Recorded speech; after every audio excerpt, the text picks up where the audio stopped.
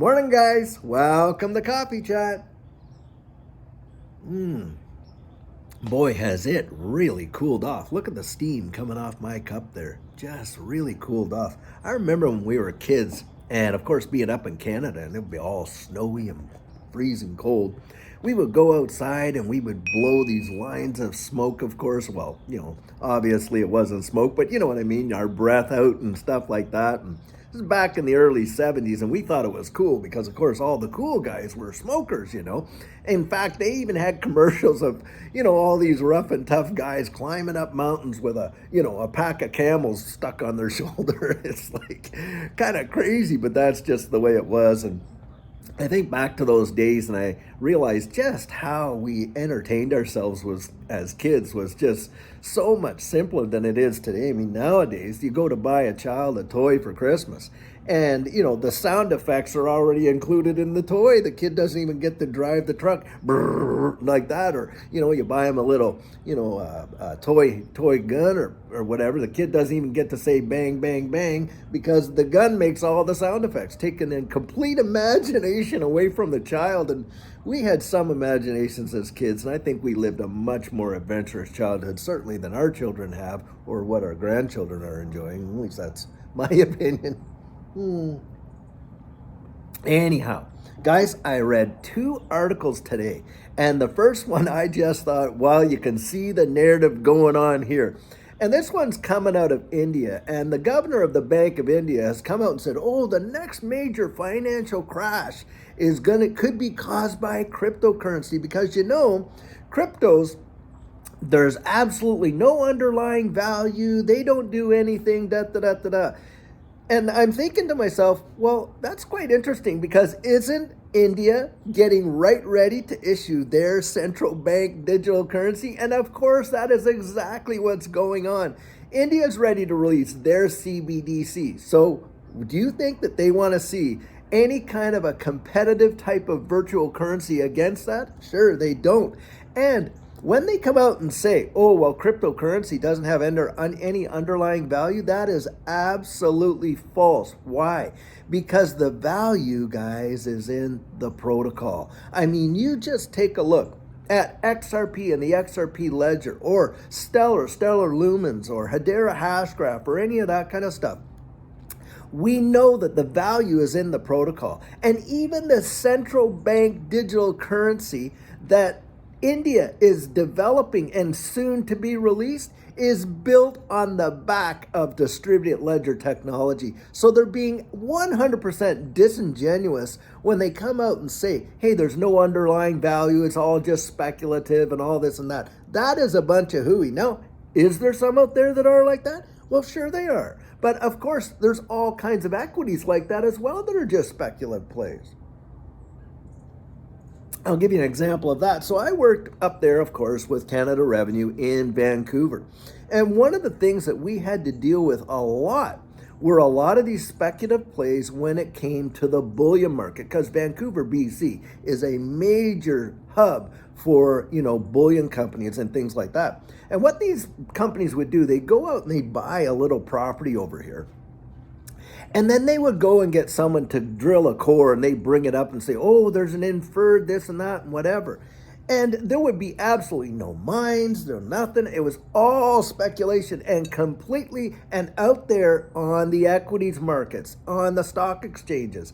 And yet they want to turn around and make it seem like, oh, cryptocurrency, it's just a bunch of hooey. There's really no value, blah, blah, blah. Meanwhile, they're building the very infrastructure for the new digital economy on the back of cryptocurrency, virtual currencies, and distributed ledger technology. And so you kind of have to read between the lines. And of course, what does this do? Like always, when we're in these situations, a great, amount of FUD gets, filtered out into the marketplace, into this marketplace. Because why? These governments saying, oh, well, we need to ban cryptos and all this kind of stuff. When full well they know the only reason they're sending out this narrative is because they do not want virtual currencies competing with their own central bank digital currencies. Yet their central bank digital currencies are built on the very technology that the virtual currencies have developed. So it's kind of like a big dog and pony show, if you ask me. Now, having said that, the second article is even more telling as far as I'm concerned. So Wells Fargo just got assessed a 2 point some or 3 point some billion-dollar fine for illegal activities, and they are a repeat offender multiple times. And this is where they've gone out and, illegally foreclosed on people's homes and have executed, repossession orders on vehicles, assessed all kinds of fees like overdraft fees when somebody had the money in the account to clear whatever the check was, and they assessed overdraft fees for payments that were never even used for overdraft. And yet, here these big major banks are all supported by this whole, centralized banking system and the Federal Reserve and all this. And yet they want to come out and say, oh, well, all of this deal here, all that the digital asset space, it's so, nefarious and all this and that, when we are being literally hosed by, these banking institutions in a major way, especially when it comes to all these service fees. They literally charge you money to walk into a bank and deposit money into the bank. They charge you a service fee for you to put money into their bank. Unbelievable. And of course, don't get me started on the whole fractional reserve banking thing. That in itself should be absolutely illegal. But the way in which they allow these banks to take $1 of deposit, multiply it by practically 100 and loan that out, make money on it, and then turn around and give you the lowest possible return that they can, and service charge you up the yin-yang, so whatever amount that you made in interest is consumed by all of these fees. At least that's how it seems, And, you get them out there and they get all these fines assessed to them, blah, blah, blah. Well, okay, so let me ask you this. You hear that the fine is like, what, $2 or $3 billion. Wow, that's such a huge amount. Well, if you made $10 billion off the activities, then they just look at that fine as, well, that's just the cost of business. I mean, you look at JP Morgan and the manipulation of the gold market that they've been nailed on, absolutely nailed on. And yeah, they'll pay the fine. They don't care if it's $1 billion to pay it. Why? Because they made $100 billion on doing the activity. That's why. They just look at the fine as, oh, well, let's just pay it, cost of business. Look how much money we made. And it's really, really sad, guys, because we get made out to be, and the narrative gets made out to be that those of us who want this libertarian system, who are in this digital asset space and want fairness in the marketplace, true fairness and transparency. Remember, these open ledgers are transparent. We want transparency in the marketplace.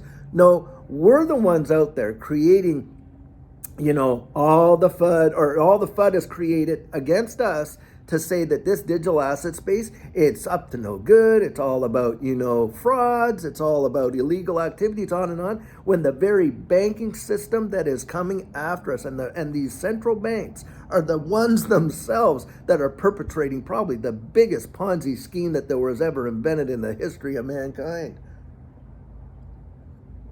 I mean, you tell me, what is the underlying value of the US dollar? What is it?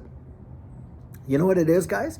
It's confidence that people have in the economic power of the nation. And then that's where the confidence comes that the currency has stability. Well, people are losing that confidence, and big time, especially in this current marketplace where there is a monetary war going on like crazy. So when you come out and you say, oh, cryptos have no underlying value, that is absolutely, and you compare that to these fiat systems, what a load of hogwash. The fiat system, as far as I'm concerned, has hardly any underlying value when you compare that to the value that is vested in the protocols of these distributed ledger technologies. Truly phenomenal. And it's this technology that is going to revolutionize our world and take us into what they themselves have called the fourth industrial revolution.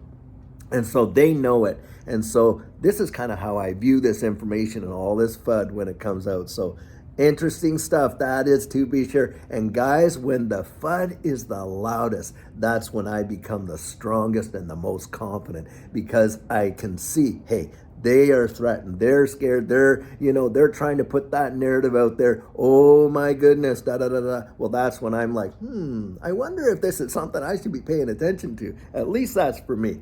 Well, guys, I have a fantastic video planned for us for later on today, and it's hump day, so welcome to the middle of your week. I hope that your week has been going great thus far, and it's going to be a fantastic end of your week coming up. We've got Christmas coming. Such a thing to celebrate. What an amazing thing that we have, that we can just rejoice over the birth of the Lord Jesus. I mean, for me, I look forward to it. It's a great celebration of family and friends. And I'm praying that for each and every one of you, that you have a new just appreciation for the good things that are around you in life, and that you can see that somewhere down the road, there's going to be something good coming your way. So guys, I hope you have a fantastic rest of your day until later on this afternoon. Have a good one and take care.